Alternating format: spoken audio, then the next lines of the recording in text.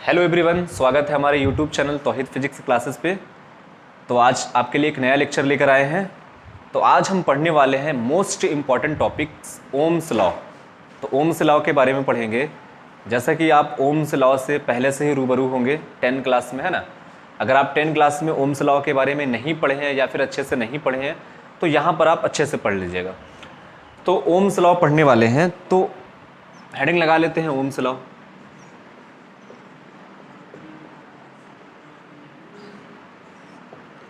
ओम का नियम।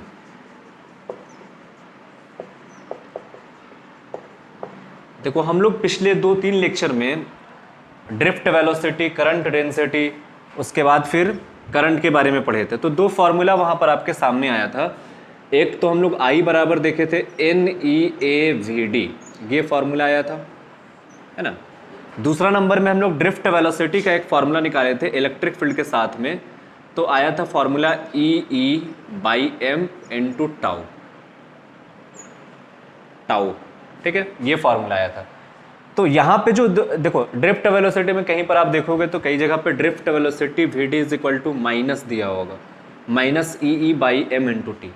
तो यहाँ पे माइनस का अर्थ ये होता है ना कि जब हम किसी कंडक्टर पे अप्लाई करते हैं इलेक्ट्रिक फील्ड, मान लो कोई कंडक्टर है और इस पे हम इलेक्ट्रिक फील्ड अप्लाई करेंगे और ये इलेक्ट्रॉन्स हैं, कंडक्टर में इलेक्ट्रॉन है ये।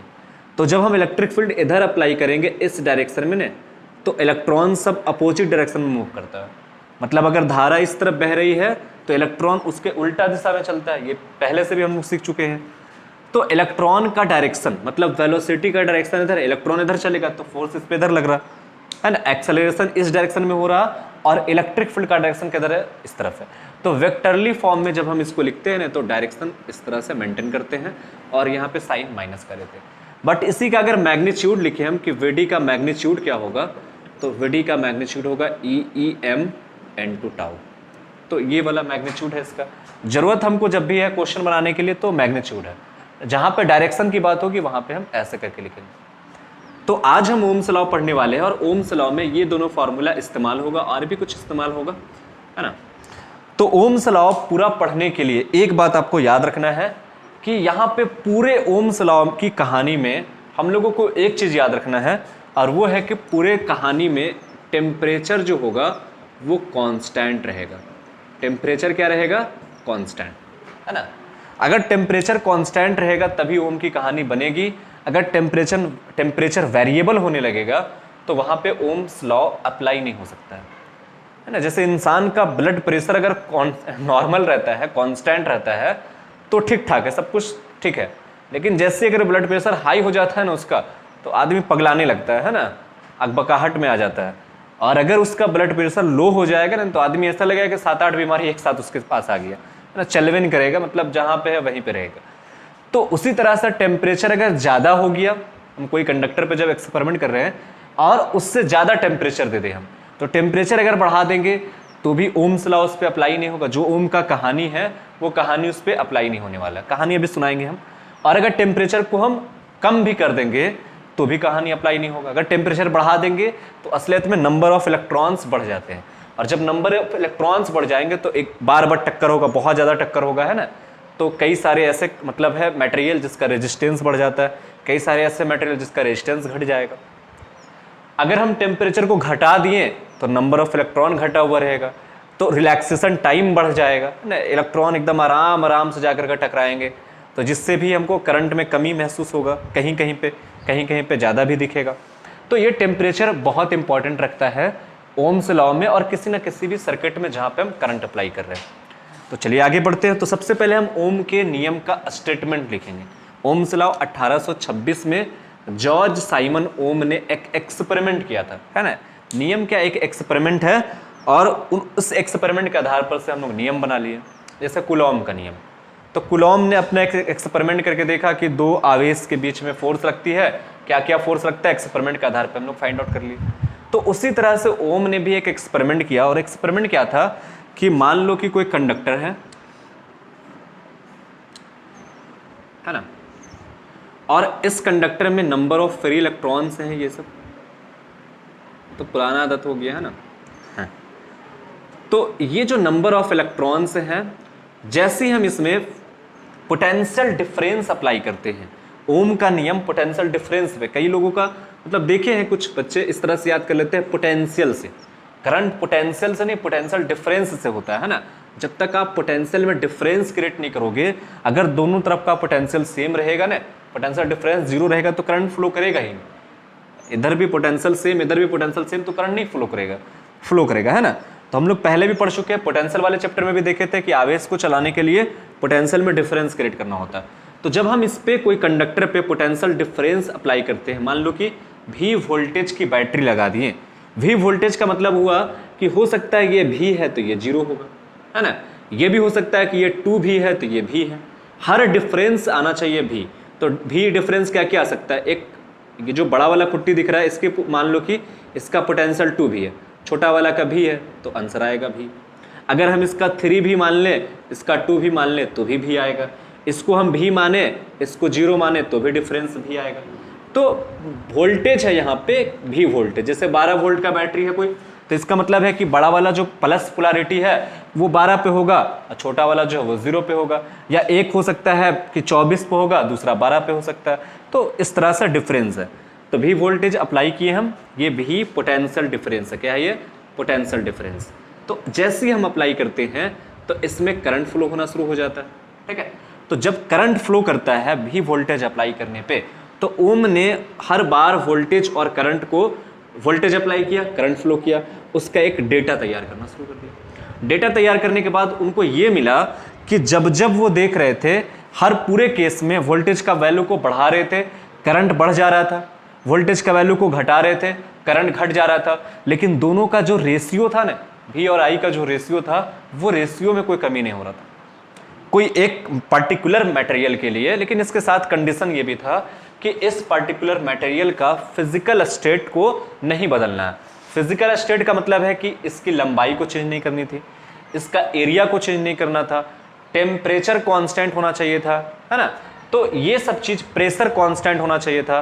तो हर कुछ यानी भौतिक अवस्था को बिना बदले अगर इस कंडक्टर पे हम, इस चालक पे विभवांतर अप्लाई करते हैं, तो इसके कारण, इस विभवांतर के कारण जो धारा बहती है ना, वो धारा और विभवांतर का अनुपात नियत रहता है। अगर यहाँ पे V दिए तो यहाँ पे I करंट आया, यहाँ पे 2 भी कर दिए तो देखिए 2I हो गया, तो फिर से रेशियो वही V बटा I बचा।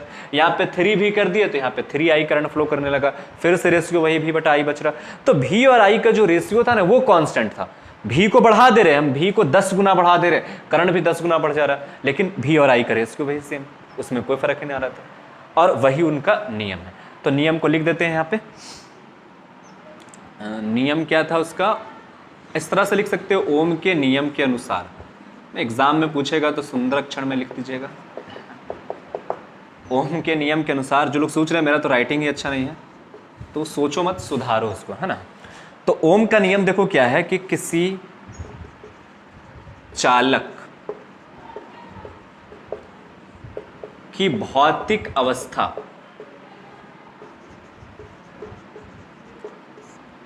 भौतिक अवस्था में हम क्या क्या ले लेंगे, तो आंसर है भौतिक अवस्था में हम दाब ले लेंगे यानी प्रेशर, ताप ले लेंगे टेम्परेचर, क्षेत्रफल, उसके बाद लंबाई एटसेट्रा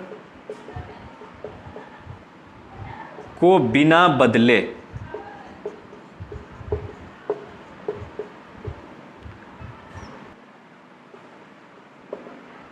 ये सब चीज को, भौतिक अवस्था को बिना बदले जब हम इस पे पोटेंशियल डिफरेंस, विभवांतर लगाया जाता है, मतलब एक तो तार लिए हम, और तार का ना तो हम लंबाई बढ़ाएं, ना तो एरिया बढ़ाएं, ना रूम टेम्परेचर को बढ़ाएं, एकदम कांस्टेंट टेम्परेचर पे रखें। तो उस कंडीशन में जब हम बैटरी से जोड़ेंगे ना, तो जोड़ने पर विभवांतर लगाया जाता है, तब विभवांतर के समानुपाती होता है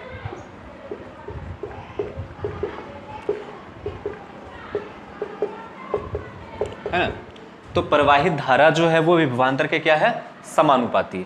मतलब कि अर्थात वे डायरेक्टली प्रोपोर्शनल I होता है।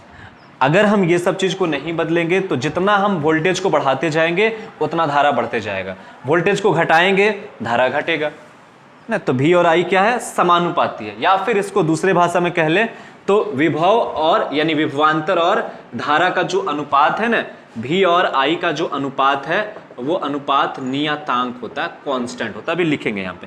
तो V और I डायरेक्टली प्रोपोर्शनल में है।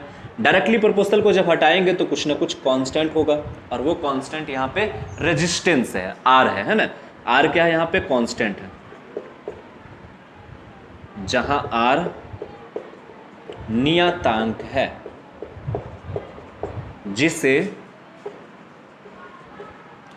चालक का प्रतिरोध कहा जाता है। R को क्या कहते हैं? चालक का प्रतिरोध। ये सब 10 क्लास में भी आप पढ़े होंगे, है ना। तो R को हम चालक का प्रतिरोध कहते हैं। क्लियर है यहां तक? या फिर हम यूं कह ले कि अगर हम I को यहां पे एक इक्वेशन बना देते हैं, समीकरण फर्स्ट जो है ओम का नियम है, यही आपका ओम का नियम, ये जो इक्वेशन फर्स्ट है ना, यही ओम का नियम है। कई बार एग्जाम ऑब्जेक्टिव में भी पूछा जाता है ओम का नियम है, तो V is equal to I R, और ये स्केलर फॉर्म में है। मतलब यहाँ ये मतलब समझ लो, तो सर्किट में अगर हम लोग को किसी सर्किट में रेजिस्टेंस फाइंड करना हो वोल्टेज अप्लाई करके, या फिर I फाइंड करना हो, तो हम लोग ये काम करते हैं, V is equal to I R लगाते हैं। तो इसका इस्तेमाल होता है, जनरली इस्तेमाल करते हैं।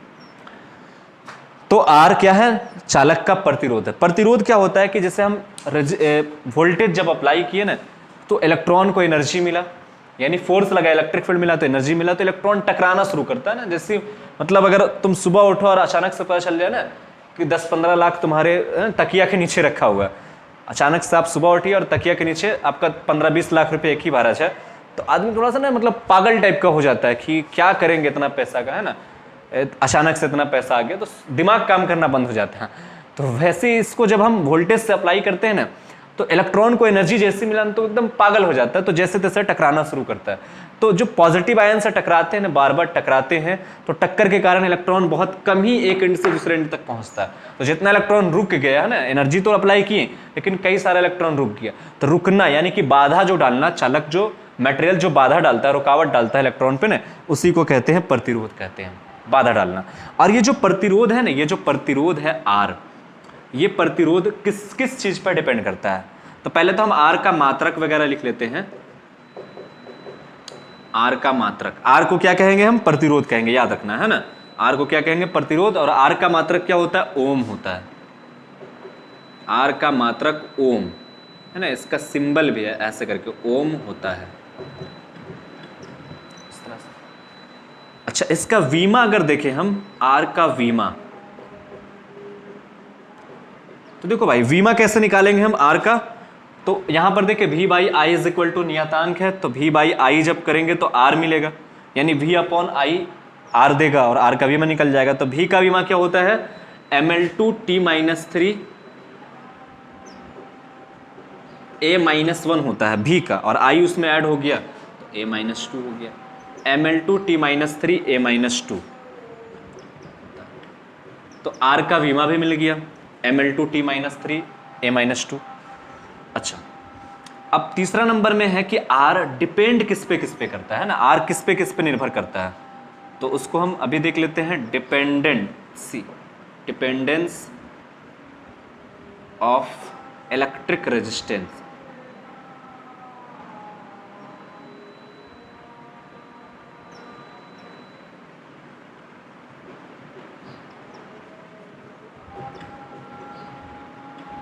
डिपेंडेंस ऑन इलेक्ट्रिक रेजिस्टेंस, वैसे भी मेरा थोड़ा इंग्लिश खराब है, एडजस्ट कर लेना। तो विद्युत प्रतिरोध, डिपेंडेंस ऑफ इलेक्ट्रिक रेजिस्टेंस, निर्भरता समझ लो, विद्युत प्रतिरोध का निर्भरता किस किस चीज पे निर्भर करता है। तो R का एक फॉर्मूला आप पढ़े होंगे 10 क्लास में, R बराबर रो इंटू एल बाई ए, है ना, जहां R तार का प्रतिरोध है,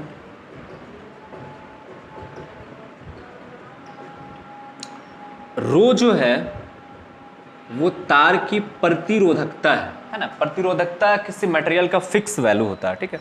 आगे हम लोग चर्चा करेंगे। रो तार की प्रतिरोधकता है।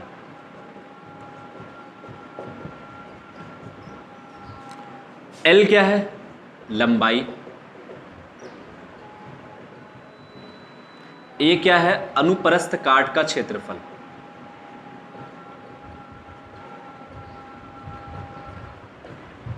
अनुप्रस्थ काट का क्षेत्रफल। तो R बराबर फॉर्मूला आया rho into l by A. R क्या है, तार का प्रतिरोध, रो क्या है, तार की प्रतिरोधकता, एल क्या है, लंबाई, और ए क्या है, अनुप्रस्थ काट का क्षेत्रफल है। तो यहां तक के क्लियर हो रहा आपका, है ना। चलिए अब आगे देखते हैं। ये जो R बराबर रो इंटू एल बाई, ये तो R का डिपेंडेंस हुआ है ना। R वैसे जो है ये वोल्टेज और धारा पे निर्भर नहीं करता है ना। R इस तरह से आप ऐड कर लो, लिख लो कहीं पे कि R जो है चालक को दी गई विभवांतर एवं धारा पर निर्भर नहीं करता है।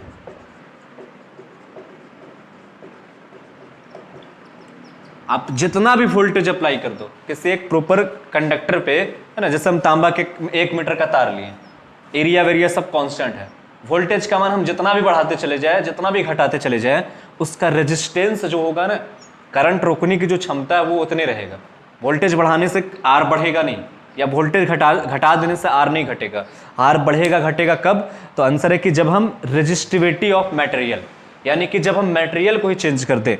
ये जो तार की जो प्रतिरोधकता है ना, रेजिस्टिविटी ऑफ मटेरियल, ये भी सिर्फ केवल मटेरियल पर डिपेंड करता है। ये किस पर डिपेंड करता है, केवल पदार्थ पर निर्भर करता है ना। अब यहां से सब चीज को अच्छे से समझना और नोट डाउन अच्छे से करना, है ना।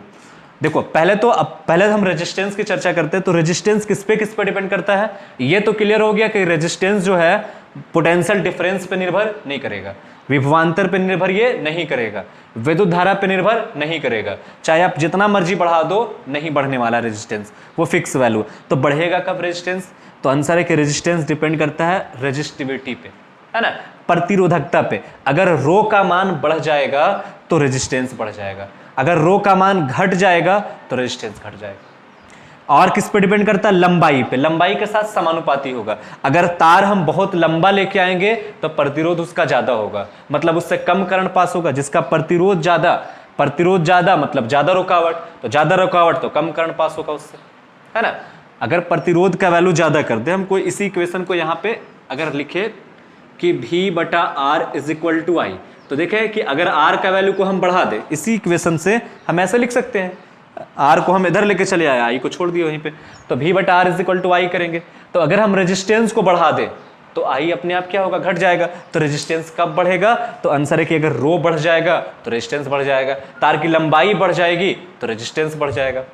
अच्छा आगे क्या है, एरिया। तो एरिया के साथ क्या रिलेशन है प्रतिरोध का, तो आंसर है कि तार का जो अनुप्रस्थ काट का क्षेत्रफल होता है ना, तो उसको अगर हम बढ़ाएंगे ना, मोटाई को, तार की मोटाई जो है, ये जो तार की मोटाई है, इस मोटाई को अगर बढ़ाएंगे ना तो रेजिस्टेंस घटेगा, क्योंकि दोनों में कैसा संबंध है, उल्टा है, इन्वर्सली प्रोपोर्शनल, है ना।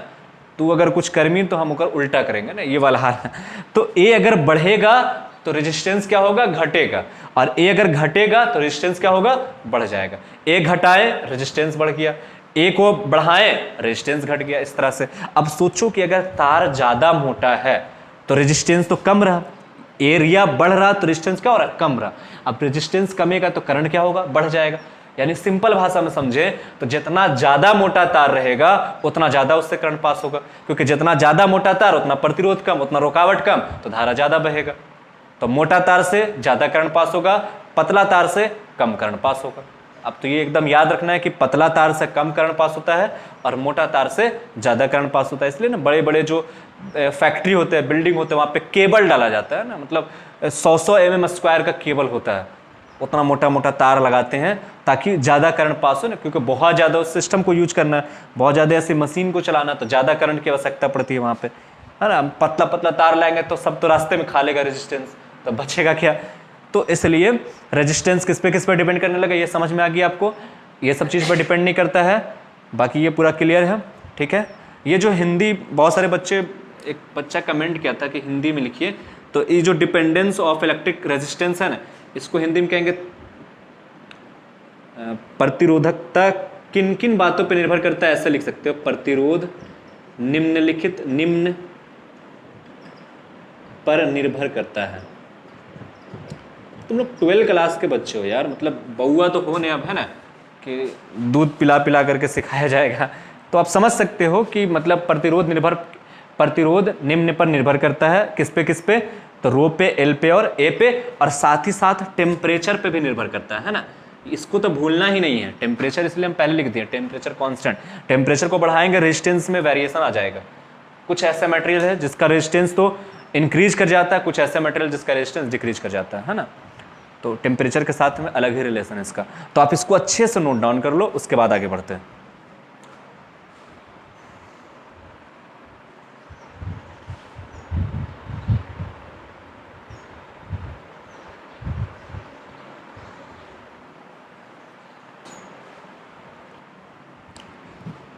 चलिए, तो ओम के नियम से रिलेशन क्या आया है, V upon I is equal to R is equal to नियतांक, यानी कि कांस्टेंट है। भी आई कुछ भी कर लो, आर बढ़ने वाला नहीं है, आर कांस्टेंट रहेगा। ये चीज़ तो आ गया। अब अगर हम इसका ग्राफ देखें, ओम के नियम का ग्राफ कैसा बनेगा, तो देख रहे हैं भी और आई के बीच अगर हम ग्राफ देखेंगे तो भी और आई क्या है, कांस्टेंट। आई को उधर लेके जाएंगे तो कांस्टेंट ही आएगा। तो भी डायरेक्टली प्रोपोर्शनल आई है, मतलब भी बढ़ेगा तो आई भी बढ़ेगा, आई भी घटेगा तो आई भी घटेगा। तो इसका ग्राफ कैसा होगा, है ना। तो हम बेसिक से समझाते हैं, क्योंकि हमको पता है कि मेरे प्यारे बच्चों आप 10 क्लास सही से पढ़े नहीं होंगे और कई लोगों का ग्राफ भी वीक होगा, है ना। तो बेसिक से बताते हैं कि ग्राफ कैसे, ऐसे आपको ये जनरली दिख रहा होगा कि भी और आई का ग्राफ जो है स्ट्रेट लाइन बनने वाला है ना, डिपेंड कर रहा है, आई जितना बढ़ेगा उतना भी बढ़ रहा, दोनों में समान अनुपात का रिलेशन है। तो ऐसे रिलेशन का ग्राफ स्ट्रेट लाइन का होता है। तो फिर भी हम टेबल बना करके ले लेते हैं।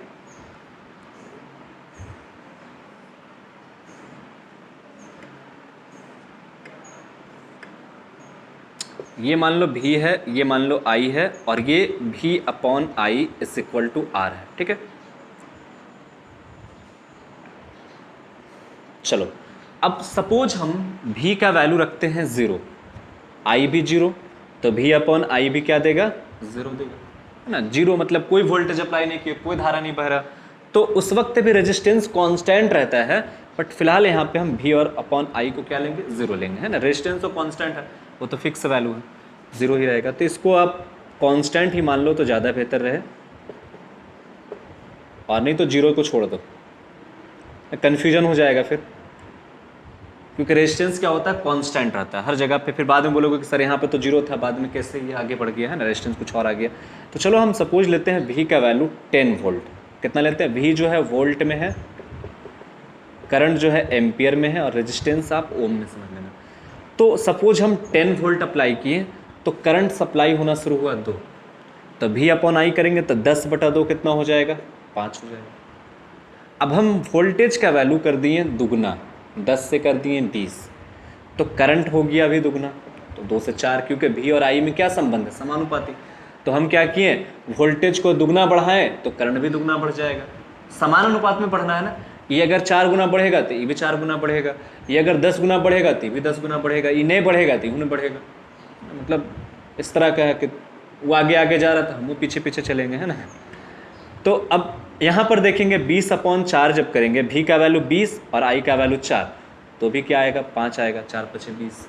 अगर हम वोल्टेज का वैल्यू 3 गुना कर दें, 30 कर दें, तो 2×3 = 6, ये हो जाएगा 6, क्योंकि 10×3 कर रहे हैं, इसको 3 गुना बढ़ा रहे हैं भी को, तो करंट भी 3 गुना बढ़ेगा, तो 6 हो जाएगा। अब 6 को 30 से डिवाइड करेंगे, क्योंकि भी का वैल्यू 30, आई का वैल्यू 6, तो 30/6 क्या आएगा, 5 आएगा। तो देख रहे हैं कि हम वोल्टेज को पहले रखे थे 10, तो करंट कितना आया था कंडक्टर में, 2 एम्पियर, रेजिस्टेंस कितना था कंडक्टर का, 5। अब हम वोल्टेज का वैल्यू 10 से 20 कर दिए, तो करंट भी उसी रेशियो में बढ़ा, जितना हम वोल्टेज को बढ़ाएं उसी रेशियो में करंट भी बढ़ गया। दुगना किए तो ये भी दुगना हो गया, 4 हो गया। बट रेजिस्टेंस जो है भी अपॉन आई जो है अभी कांस्टेंट है। अगर हम इसको 30 कर दिए, ये भी 3 गुना बढ़ गया, क्योंकि 3 गुना बढ़ा है तो ये भी 3 गुना बढ़ गया, लेकिन अब भी रेजिस्टेंस क्या है, कांस्टेंट है। अब इसको हम ग्राफ पे रिप्रेजेंट करते हैं। तो यहां पे मान लो कि ये आई है और यहां पे भी है ना, आई यानी धारा, भी यानी कि विभवांतर, भी विभव नहीं समझ लेना, विभवांतर। अब देख रहे हैं क्या क्या वैल्यू है, आई का वैल्यू है 2 4 6, यहाँ मान लो 2 है, यहाँ 4, यहाँ 6। विभवांतर का वैल्यू 10 20 30, यहाँ 10, यहाँ 20 और यहाँ मान लो 30 है, ठीक है। अब देख रहे हैं कि अगर हम 2 रखे थे, जब विभवांतर 10 था तो करंट कितना सप्लाई हुआ 2, तो 10 पे आया 2, यानी कि ग्राफ यहाँ पे आके कटा।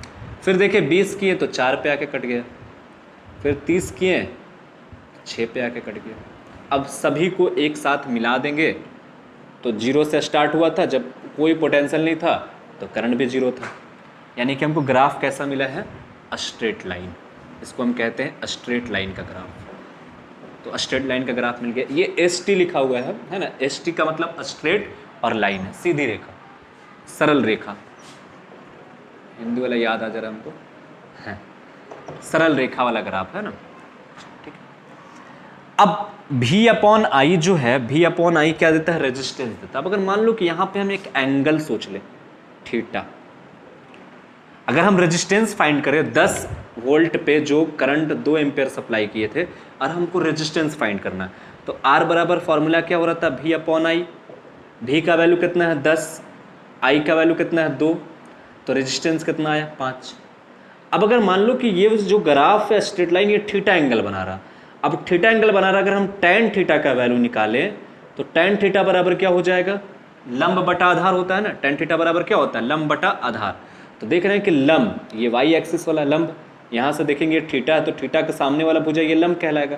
तो ये लाइन कितना हो जाएगा, देख रहे हैं इनने 10 है तो इधर भी 10 हो जाएगा, और आधार कितना है 2 है, 5 आ रहा है। देख रहे हैं कि मतलब अगर tan थीटा भी निकाल रहे हैं तो भी रेजिस्टेंस फाइंड हो जा रहा। अगर हम V और I के बीच के ग्राफ का tan थीटा निकाल ले, थीटा निकाल लेंगे ना tan थीटा, तो भी हमको वो रेजिस्टेंस देगा। स्लोप, जो इसका स्लोप है यानी tan थीटा है, वो किसके बराबर होता है, रेजिस्टेंस के बराबर होता है। tan थीटा किसके बराबर होता है, रेजिस्टेंस। अब थीटा जितना ज़्यादा हो जाएगा रेजिस्टेंस उतना ज़्यादा हो जाएगा, थीटा जितना कम उतना रेजिस्टेंस कम, है ना। थीटा का मान बढ़ेगा तब रेजिस्टेंस भी क्या होगा, बढ़ेगा, है ना, रेजिस्टेंस भी बढ़ेगा, क्योंकि थीटा बढ़ेगा तो tan थीटा बढ़ेगा, tan थीटा बढ़ेगा तो रेजिस्टेंस बढ़ जाएगा। अब अगर इसी को हम ऐसा देखें कि यहां पर आपको चुनना रहे कि बताइए किसका रेजिस्टेंस ज्यादा है, यहां पे है θ1 और यहां पे है θ2, है ना। मान लो कि 2 अलग अलग कंडक्टर की बात हो रही है, कंडक्टर A है और ये कंडक्टर B है, और आपसे पूछा गया कि बताइए रेजिस्टेंस किसका ज़्यादा होगा, A का ज़्यादा होगा या B का ज़्यादा होगा। तो आप किसको देखोगे, थीटा को, है ना। ये I और V के बीच का ग्राफ है, तो देखेंगे थीटा किसका ज़्यादा है, तो देख रहे हैं कि थीटा जो है θ2 ज़्यादा है, यानी B का थीटा ज़्यादा है तो B का रेजिस्टेंस क्या होगा, ज़्यादा होगा, A का रेजिस्टेंस क्या होगा, कम होगा, यानी कि RB बड़ा होगा और RA क्या होगा, छोटा। RB का मतलब B वाले कंडक्टर का रेजिस्टेंस ज़्यादा, A वाले कंडक्टर का कम। थीटा की बात करें तो tan θ2 ज़्यादा होगा, tan θ1 क्या होगा, कम होगा। तो ये सब की चीज़ क्लियर हो रहा है। थीटा पर से भी इस तरह से हम लोग निकाल लेंगे कैसे क्वेश्चन में। आगे हम लोग क्वेश्चन एक सेपरेट वीडियो बनाएंगे जिसमें ओम्स लॉ से रिलेटेड क्वेश्चन करेंगे, जैसे R बराबर ρ/L ये वाला फॉर्मूला, V/R से आगे भी जो आएगा सबसे हम लोग एक सेपरेट वीडियो बनाएंगे ना, सब फार्मूला से क्वेश्चन करेंगे। तो आप पहले इसको नोट डाउन कर लो।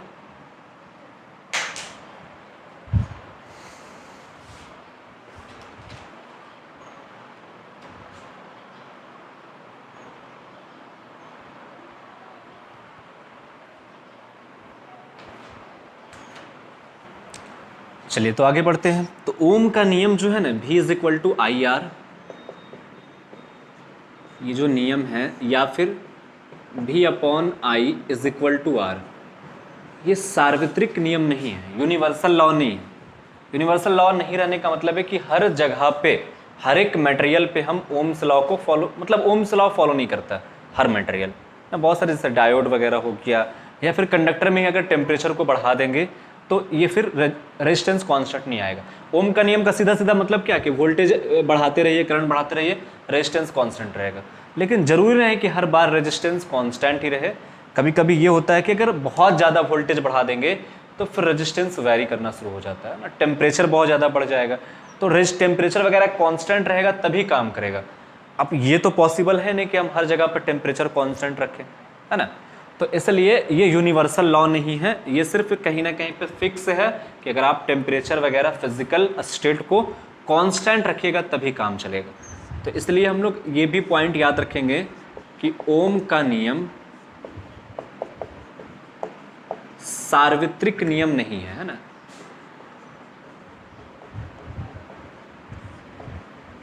यूनिवर्सल लॉ, सार्वत्रिक नियम यानी कि यूनिवर्सल लॉ ना। जरूरी थोड़ी नहीं कि हर आदमी को अगर बोल दे कि तुम दिन भर हंसते रहो तो हंसते रहेगा, या फिर तुम रोते रहो तो रोते रहेगा ना। तो उसी तरह से ये भी है कि हर बार टेम्परेचर कांस्टेंट तो रह नहीं सकता है, टेम्परेचर बढ़ेगा तो लंबाई भी इंक्रीज कर जाता है। तो कई सारे फैक्ट हैं ना, यूनिवर्सल लॉ नहीं है। तो ये क्लियर हो गया। अब ये भी बोला जाता है एग्जाम में कि आप इस नियम को प्रूफ करके दिखाइए, V upon I is equal to जो R है, या फिर R तो यानी कि एक नियतांक है, बेसिकली क्या है, V upon I is equal to क्या है, नियतांक। तो ये चीज आपको प्रूफ करके भी दिखाना है। तो हम प्रूफ ऑफ ओम्स लॉ देख लेते हैं। हेडिंग लगाएंगे ओम के नियम का सत्यापन, उसमें इंक डालना, प्रूफ ऑफ ओम्स लॉ।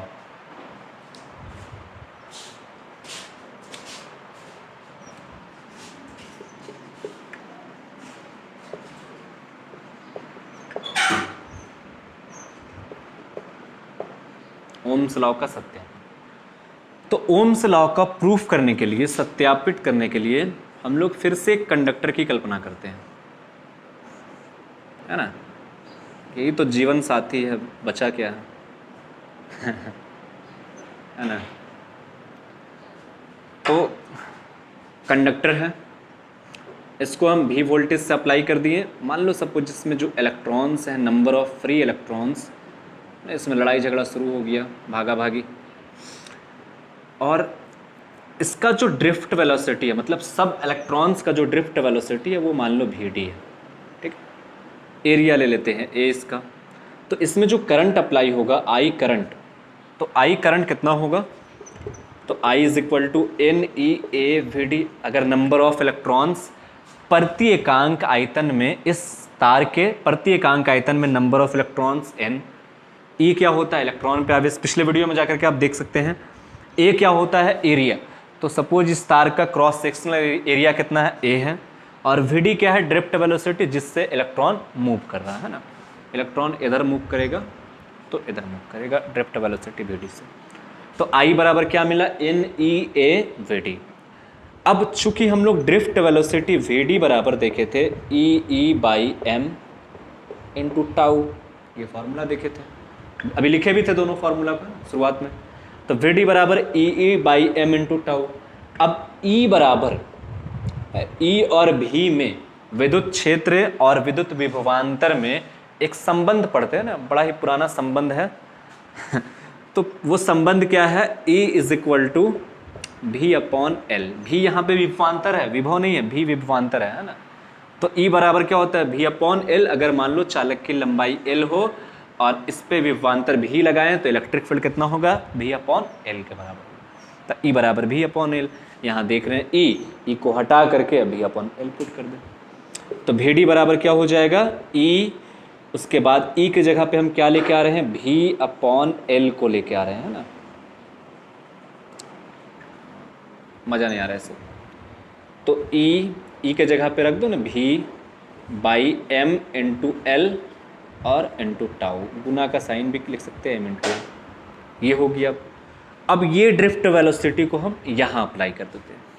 एक इक्वेशन ले लेकर, इक्वेशन फर्स्ट, तो इक्वेशन फर्स्ट में जब अप्लाई करेंगे I बराबर NEA, VD का वैल्यू क्या आया, EV/ml, EV/ml इंटू टाउ, यानी रिलैक्सेशन टाइम। टाउ क्या है, रिलैक्सेशन टाइम। देख रहे हैं E और E जब गुना होगा तो क्या हो जाएगा, E स्क्वायर हो जाएगा, E स्क्वायर। उसके बाद जैसे था एरिया, एरिया वैसे रहेगा, V इंटू टाउ, बटा, इसको अलग काहे करें, इसको भी वैसे रख देते, सब गुना में m into l is equal to I. अब देख रहे हैं ये जो भी विभवांतर, ये भी वेलोसिटी मत समझ लेना, ये भी विभवांतर, ये भी विभवांतर, ये विभवांतर, यहाँ विभवांतर था, ठीक है। तो इस भी को हम इधर लेके आते हैं, देख रहे हैं इधर, देख रहे हैं ना, तो गुना में है, इधर आएगा तो क्या हो जाएगा, डिवाइड में हो जाएगा। तो जब लेके आए तो भी यहाँ पे आ गया, तो आई अपॉन वी हो गया। इधर क्या बचा, N E square A into tau, भी को तो हम लिख चले आए, और बटा एम इंटू एल। अब इसको हम पलट देगा तो भी अपॉन आई हो जाएगा, is equal to n, sorry m l, इधर भी पलटेंगे, m L by N E square A into tau. अब ये जो क्वांटिटी है ना, ये जो राशि है, ये राशि कांस्टेंट रहता है अगर टेम्परेचर कांस्टेंट रहेगा तो, है ना। जैसे अगर m, तो m क्या है, मास है, l क्या है, लंबाई, n number of electrons, E तो वैसे भी कांस्टेंट है ना, एरिया, टॉर्क, सॉरी टाउ, यानी कि रिलैक्सेशन टाइम। तो अगर ताप M L by N E square 8 tau है, ये राशि ताप नियत रहने पर, ताप कांस्टेंट रहने पर नियत रहती है।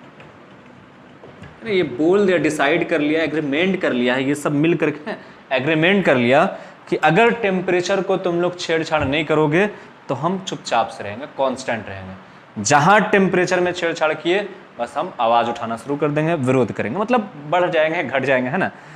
तो अगर टेम्परेचर नियत है तो ये सब मास तो वैसे भी नियत है। टेम्परेचर बढ़ाएंगे तो लेंथ इंक्रीज कर सकता है ना, लंबाई बढ़ सकता है। टेम्परेचर बढ़ाएंगे, नंबर ऑफ इलेक्ट्रॉन, क्योंकि टेम्परेचर बढ़ेगा तो थर्मल एनर्जी बढ़ जाएगा, इलेक्ट्रॉनों को एनर्जी मिलेगा, एनर्जी मिलेगा तो पागल की तरह भागेगा, वो भागना शुरू करेगा। ई वैसे भी कांस्टेंट है, एरिया वैसे भी कांस्टेंट है, लेकिन लंबाई इंक्रीज कर गया तो एरिया हो सकता है डिक्रीज कर जाए। और टेम्परेचर इंक्रीज कर देंगे तो नंबर ऑफ इलेक्ट्रॉन जब बढ़ जाएगा ना तो टॉर्क डिक्रीज कर जाएगा, मतलब जल्दी जल्दी टक्कर होना शुरू हो जाएगा, ढेर सारा इलेक्ट्रॉन आएगा तो रिलैक्सेशन टाइम कम हो जाएगा। तो ये सब चेंजेस होना शुरू हो जाएगा, लेकिन सब है आराम कर, मतलब सब अपने आप को डिसाइड कर लिया है कि अगर टेम्परेचर कांस्टेंट है तो हम लोग कांस्टेंट है। तो यानी कि ये वाला राशि टेम्परेचर कांस्टेंट पे कांस्टेंट रहेगा, और यही तो चाहिए भी हम लोग को, क्योंकि हमने ओम का नियम जब पढ़ते हैं तो हम पहले से टेम्परेचर कांस्टेंट मान लेते हैं, और ये भी बोल दिया कि हम भी कांस्टेंट रहेंगे अगर टेम्परेचर कांस्टेंट रहोगे। तो भी बटा I is equal to constant proof करना था, प्रूफ हो गया, प्रूफ हो गया ओम का लॉ। चलिए तो इसको आप नोट डाउन कर लो।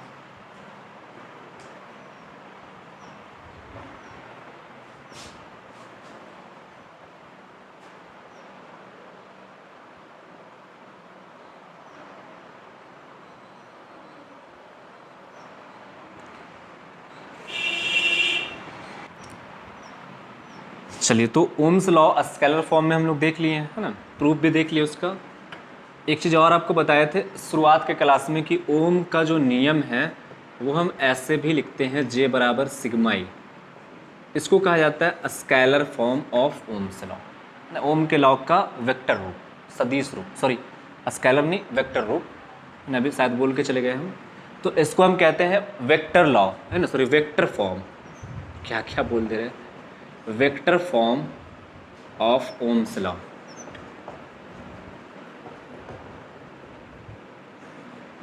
ओम के नियम का सदिश रूप।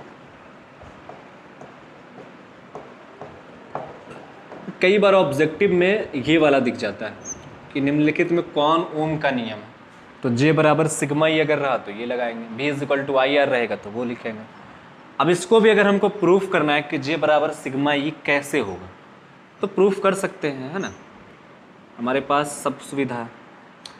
तो जैसे कि हम लोग जानते हैं, चूंकि ओम के नियम से स्केलर फॉर्म से जानते हैं, वी इज इक्वल टू क्या होता है, I R, as we know that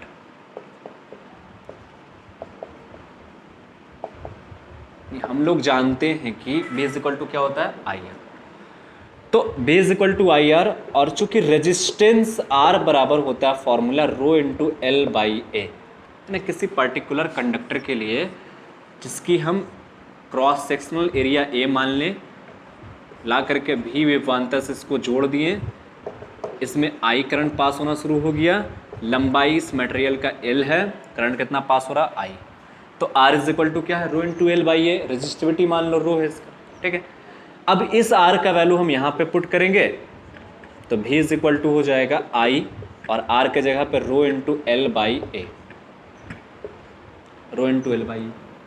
अब देख रहे हैं I बटा ए से कोई संबंध है, याद करो I बटा ए से कोई संबंध, सोचो जल्दी, I बटा ए से क्या है संबंध, सोचते कहाँ हो यार तुम। J बराबर होता है I बटा ए, है ना, पढ़ाए थे ना 2-3 दिन पहले, J बराबर क्या होता है I बटा ए, पढ़ ही नहीं रहे हम। क्वेश्चन भी दिए थे, DPP डाले हैं क्वेश्चन, अभी तक बन के नहीं आया, 1-2 बच्चा पूछा भी है, DPP फर्स्ट भी 2-4 ही बच्चे बनाए हैं। तो आप लोग क्या कर रहे हो ये तो समझ ही में नहीं आ रहा, कम से कम इतना ही बता दो व्हाट्सएप पे मैसेज करके कि हाँ सर हम लोग ये काम में बिजी हैं, है ना, ये काम कर रहे हैं।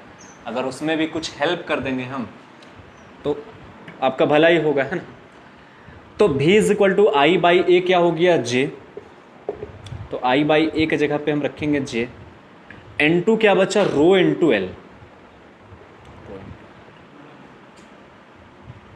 अब L को अगर हम इधर लेके चले आए तो V upon L is equal to J into rho, V upon L is equal to J into rho हो जाएगा। अब देखो V अपॉन एल जो है, अभी हम लोग एक फॉर्मूला लिख रहे थे कि चूंकि V अपॉन एल बराबर क्या आया था, E आया था, V अपॉन एल बराबर ही, तो V अपॉन एल के जगह पे क्या लिखेंगे हम, E लिखेंगे,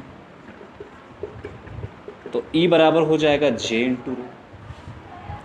अब रो को अगर हम इधर लेके चले आए तो E बटा रो इज इक्वल टू J, और रो जो है वो प्रतिरोधकता है, तार का प्रतिरोधकता, और तार का प्रतिरोधकता केवल और केवल सिर्फ मटेरियल पर डिपेंड करता है, तार की लंबाई पर भी निर्भर नहीं करता। वो लंबाई अगर बढ़ा देंगे तो भी ये नहीं बढ़ेगा, बड़ा जिद्दी आदमी है ये, एरिया भी बढ़ा देंगे तो भी नहीं बढ़ेगा। ये बढ़ेगा कब या घटेगा कब, दो ही चीज़ पे, या तो आप मटेरियल को चेंज कर दो या टेम्परेचर। टेम्परेचर है ना, बताया था ना कि टेम्परेचर बहुत इंपॉर्टेंट रखता है इस पूरे ओम्स लॉ में, टेम्परेचर बढ़ाएंगे तो कुछ भी हो सकता है। तो 1 बटा रो जो है ना, 1 बटा रो एक फॉर्मूला होता है कंडक्टिविटी, चालकता, चालकता यानी कि सिग्मा इज इक्वल टू होता है 1 बटा रो। तो देख रहे हैं यहाँ पे 1 बटा रो है, 1 बटा रो किसके बराबर होगा, सिग्मा के बराबर होगा। तो यहाँ पे हो गया देयरफॉर J बराबर 1 बटा रो के जगह पे रखेंगे सिग्मा, इसलिए J बराबर सिग्मा ही, यही चीज़ प्रूव करना था वेक्टर फॉर्म में, J बराबर सिग्मा। तो वेक्टर फॉर्म भी आपका हो गया प्रूफ, स्केलर फॉर्म भी हो गया, है ना, ग्राफ भी देख लिए, ओम का नियम क्या कह रहा है वो भी देख लिए। अब एक चीज़ और है कि ओम का नियम का एक्सेप्शन क्या है, मतलब कहाँ कहाँ पे ओम का नियम अप्लाई नहीं होता है ना। तो बहुत डिटेल्स में यहाँ पे नहीं जाएंगे कि कहाँ कहाँ पे नहीं होता है, सिर्फ 1-2 चीज़ आपको बताते हैं, जैसे डायोड में नहीं होता है, ट्रांजिस्टर वगैरह में नहीं होगा, है ना, सेमीकंडक्टर में ओम का लॉ फॉलो नहीं करता है, कंडक्टर में भी नहीं करता है, कहीं कहीं पे। तो यहाँ पे लिखेंगे ओम के नियम का अपवाद,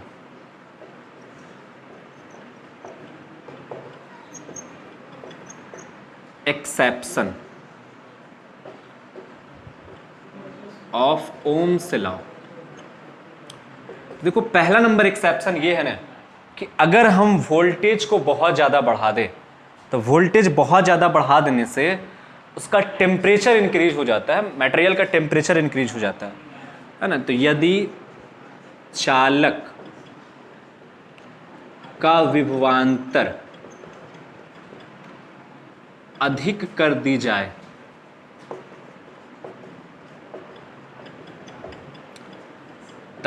तब ये ओम के नियम को फॉलो नहीं करेगा, क्योंकि ओम का नियम जो है वो स्ट्रेट लाइन का ग्राफ होता है। लेकिन अगर हम बढ़ा दिए इसको ने, तो अब इसका जो ग्राफ बन जाएगा वो ग्राफ कुछ देर तक के तो रहेगा, लेकिन कुछ दूरी पे जाने के बाद ये फिर हल्का से कर्व हो जाता है। रियलिटी में इसको इधर जाना चाहिए था, लेकिन अपना रास्ता ये मोड़ लिया, मुंह मोड़ लिया, रिश्तेदारी छोड़ दिया ना ऐसा समझ लो। तो जैसे ही हम वोल्टेज का वैल्यू ज़्यादा, एक लिमिट से ज़्यादा बढ़ा देते हैं किसी पर्टिकुलर मटेरियल पे, कंडक्टर पे, तो उसका वोल्टेज इंक्रीज करने पे उसका रेजिस्टेंस जो होता है ना, यानी टेम्परेचर बढ़ जाएगा तो रेजिस्टेंस भी बढ़ जाएगा, तो करंट डिक्रीज। देखो अब ये इधर जाने लगा, मतलब इतना भी सीधा नहीं होता, ये कर्व आ जाता है, ऐसा हो जाता है, तो करंट घटने लगा, रेजिस्टेंस बढ़ गया, करंट घटने लगा। तो अब ये ओम का लॉ को फॉलो नहीं करता। सेकंड नंबर में है डायोड में, वायर का कुछ करना पड़ेगा। डायोड में प्रवाह धारा, तो डायोड में भी दो तरह से वोल्टेज अप्लाई किया जाता है, एक रिवर्स बायस और एक फॉरवर्ड बायस। अभी डायोड पढ़ाया नहीं है तो घबराना भी नहीं है ना। डायोड हम लोग पढ़ेंगे सेमी कंडक्टर मॉडर्न फिजिक्स में जाके। कहाँ पे पढ़ेंगे हम लोग? मॉडर्न फिजिक्स में, है ना। तो तब तक हो सकता है ऑफलाइन भी क्लास आ जाए, नहीं भी आएगा तो चलेगा ही, है ना। डायोड में प्रवाह धारा, तो डायोड में देखो जब हम फॉरवर्ड बायस में धारा प्रवाहित करते हैं ना, तो कुछ ऐसा होता है, ये मान लो V है और ये I है, तो ऐसे करके फॉलो करता है, मतलब इतना भी कर्व नहीं है, ऐसे, ठीक है, फॉरवर्ड बायस में।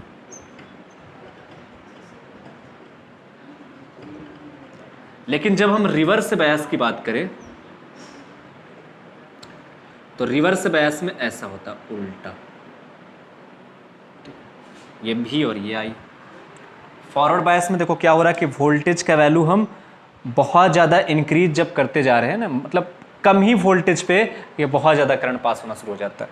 रिवर्स बायस में क्या होता है कि वोल्टेज जब बहुत ज़्यादा देंगे तब जा करके वो करंट, मतलब उसमें ज़्यादा बढ़ेगा। तो ऐसा होगा रिवर्स बायस और फॉरवर्ड बायस, पढ़ाएंगे वहाँ पे ना तो ज़्यादा क्लियर हो जाएगा कि ऐसा क्यों होता है। तो फिलहाल अभी जानो कि फॉरवर्ड बायस में कम ही वोल्टेज पर करंट पास हो जाता है, रिवर्स बायस में बहुत ज़्यादा वोल्टेज देंगे तब थोड़ा थोड़ा करके करंट पास होना शुरू होगा। तो यहाँ पर भी ओम का नियम अप्लाई नहीं होता है, यहाँ पर भी नहीं होता है। बाकी आप समझ ही गए हो कि कहाँ कहाँ पे अप्लाई होता है। तो उम्मीद करते हैं कि आज पूरे लेक्चर में आपको ओम का नियम अच्छे से समझ में आ गया होगा, है ना। तो कमेंट जरूर करके बताइएगा, और बाकी जो क्वेश्चन डीपीपी वगैरह जो दिया जाता है यार उसको बनाइए, है ना। जितना मेहनत करोगे, अभी जो मेहनत करोगे ना, तो कभी ना कभी उसका सफलता जो भी है, मतलब सफलता तो मिलनी है लेकिन इसका फल भी जरूर मिलेगा। कहते हैं ना मेहनत का फल मिलता है, तो कहीं ना कहीं पे जरूर काम आने वाला है। मेहनत आपका बेकार नहीं जाएगा, इसलिए आप बेकार मत बैठो, है ना। बेकार बैठोगे तो बेकार हो, लेकिन आप मेहनत करते रहोगे तो मेहनत बेकार नहीं जाएगा। क्लियर है? तो ठीक है, आज पूरे अच्छे से इसको कंप्लीट कर लीजिएगा, फिर मिलते हैं अगले लेक्चर में।